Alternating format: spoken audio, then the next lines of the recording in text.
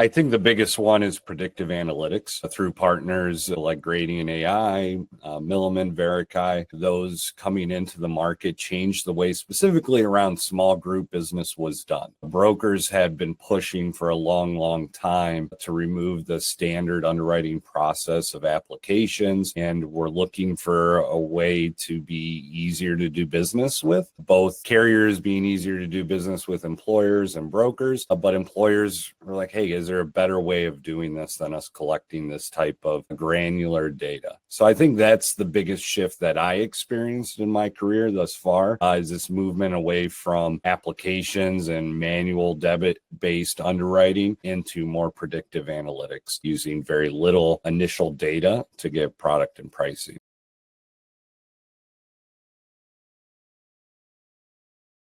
I think overall it's habit. I think that's the biggest competitor technologies or underwriting technologies specifically have with trying to connect and engage with underwriting teams in any type of product portfolio, is the habit of the way they've been doing things for a period of time. I don't have the specific statistics, but I do believe that most of the underwriters that we interact with have been in the underwriting position that they're currently in or in that world for at least 15, 20, if not more years. So that habit, no fault to their own, has just been what they've been doing every day all those years. So I think when we talk about pens and calculators, when I first was engaged with underwriters, I was watching underwriters look at applications, look at conditions, consult with a pricing or cost guide, and be able to write in costs and concerns directly on each individual application. Well, that moved eventually over time into Excel files. And I think that's where a majority of organizations still reside, is pushing and pulling Excel files. So I don't think it got any more automated or any more exciting or tech advanced in the underwriting space. I still think that the habit around Excel files is comfortable. It's a way that they understand, is still very much the status quo within the underwriting world. So from our perspective, showing how we can create efficiencies, how we can create new, improved ways of working with the data, connecting all these disparate data places in one location for the underwriter, so they don't have to go to multiple logins, they don't have to manage a Excel spreadsheet, send that off, see what changes when they get it back. Really centralizing and making those connections happen in one platform is really where we should be, and that's what we're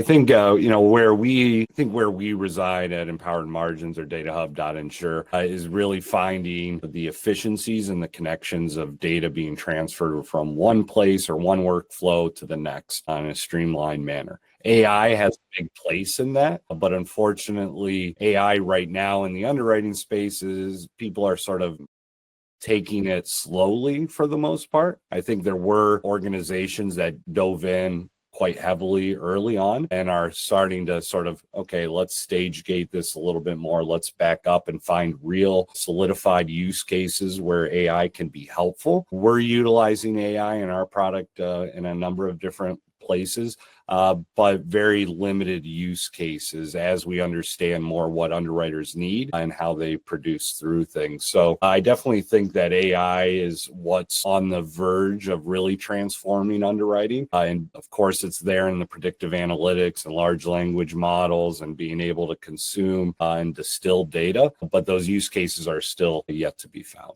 that have a huge impact.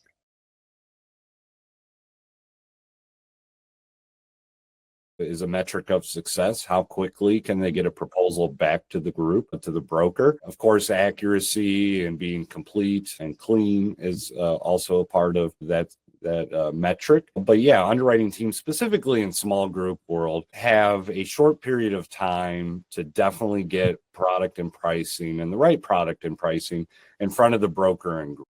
That is a speed to market that needs to happen. Most small group situations happen after the incumbent plan has provided the renewal. So we've seen over years, sometimes carriers are withholding that maybe playing some games to be able to extend when or delay when they provide a renewal. But once that renewal hits the inbox of the broker, that's when things take a serious step forward. And that oftentimes is within 30 days of the effective date, or 60 days if you're lucky of the effective date. So specifically in small groups, speed to being able to get a product and price back to the group is important. Of course, there's a lot of dependencies on that. Can you get all the data right up front? So that's something that needs to be sped up. Brokers providing the right amount of data, the right data, clean data the first time. Underwriters and the sales enablement teams at carriers organizing that data for easy ingestion into downstream workflows. That's all very important. I think when you look at like MGUs in a stop loss market, speed is less of a driver. It takes a little bit longer historically for MGUs and stop loss to provide accurate quotes and plan design, product designs back to the group. And brokers are typically compiling multiple of those and trying to have a real contract by contract view of which solution they should go with when it comes to stop loss in the self-funded market.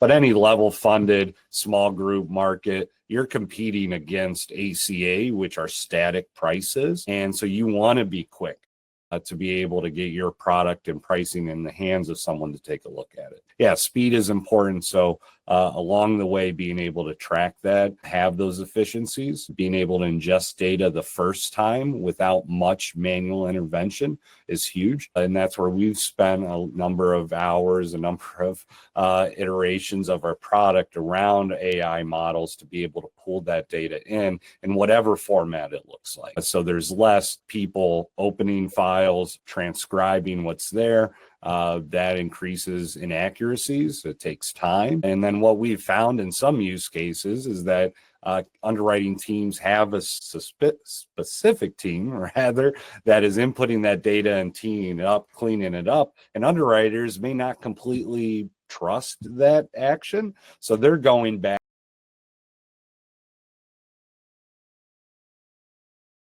Well, I think that's it. In the question, we talk about missed data.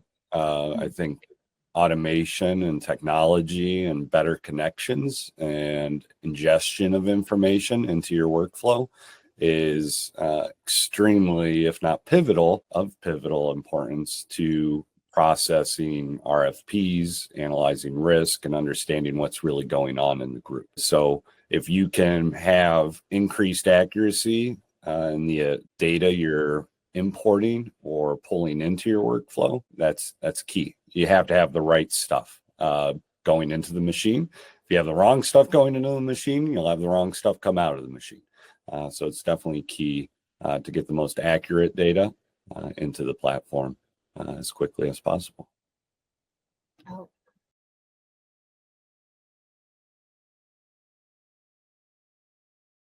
Well, I don't think people are dragging their feet. So I don't think that's the case. But I think I've been around technology on the broker side. I've been around technology on the carrier side, underwriting side of the business. And I think what they all have in common, even as a user of CRMs and my own technology and building and growing business, I think it's habit. I think that's what it all boils down to. All people are creatures of habit. Have grown through their career to be comfortable with specific ways of working. And whenever you're trying to implement new technology, new way of working, even if it shows and can clearly show return on investment, whether it saves you money or the technology or workflow makes you money, it's still this habit that is the crux of the situation. Like how digital is your business? There's a book around that that I would suggest to people. I think it's really easy to believe that your tech is accurate, that your tech is advanced and it's helping you. But that's not really completely a digital way of working. But in all of those cases, and whatever technology you implement into your organization, the breaking of a habit is going to be your biggest hurdle. It's not just finding the one person on your team, because there's always one, and Every technology organization loves that one person who puts up the barriers internally to getting new workflows, new technology implemented in the organization. But at the end of the day, we're trying to change people's habits. It takes time. It takes a lot of hand holding. It takes a strong deployment team to appreciate that everyone every day is coming from a different perspective, has a history. And I think within the underwriting world specifically, whether it's P&C, whether it's health, group benefits, any type of product where an underwriter is involved, I think a concern with that is longevity and tenure of the users of technology. They've been around the block for a number of years. I'm not talking to people who are 2 years into being an underwriter or 3 years into being an underwriter. These are employees. These are very intelligent, well-trained people, humans that have 30 plus years in the industry doing it a way that they've come to understand, appreciate, and feel comfortable with. So it's always going to be an uphill battle, but I think it's worth it if the goals are clearly set and each employee can see themselves and their role in helping support those goals. We can position the technology and our value proposition to help all users of our technology or any technology navigate towards that goal set using a specific technology. If we take the time, we listen, and we're able to provide real, tangible solutions.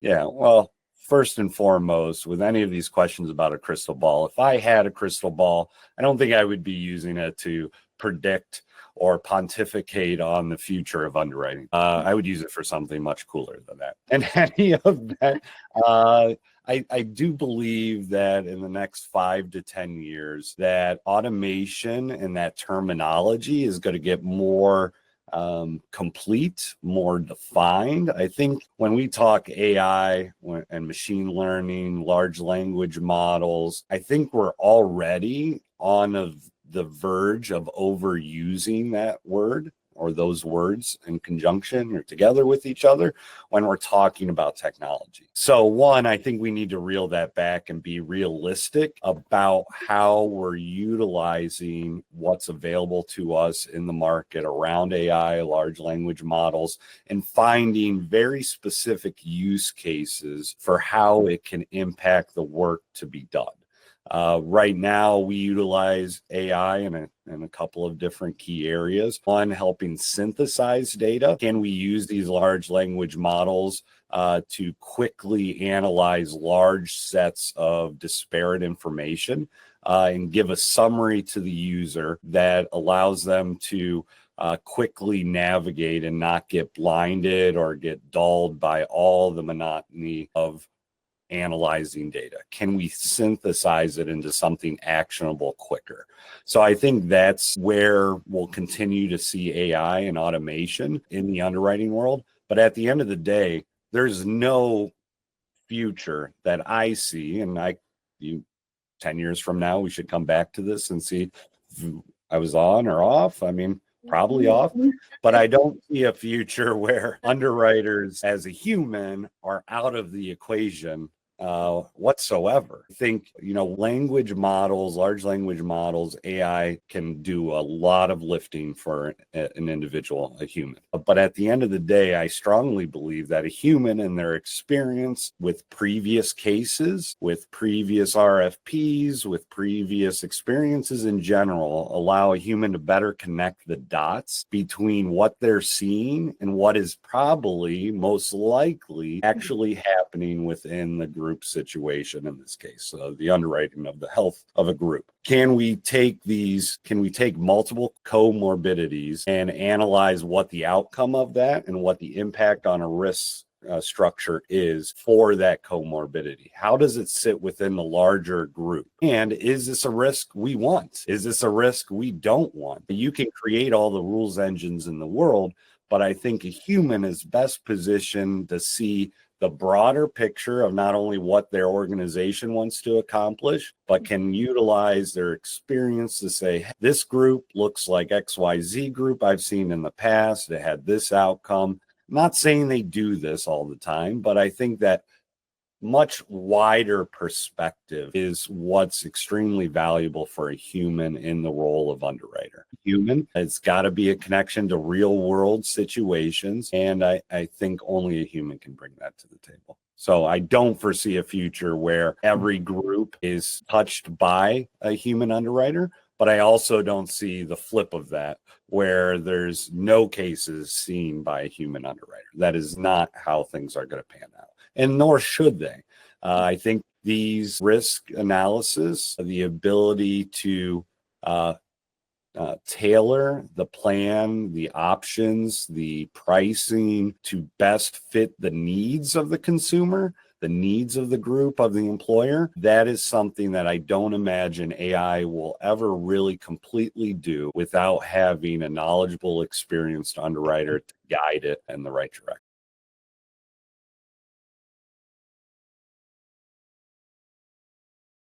Collecting and collating data.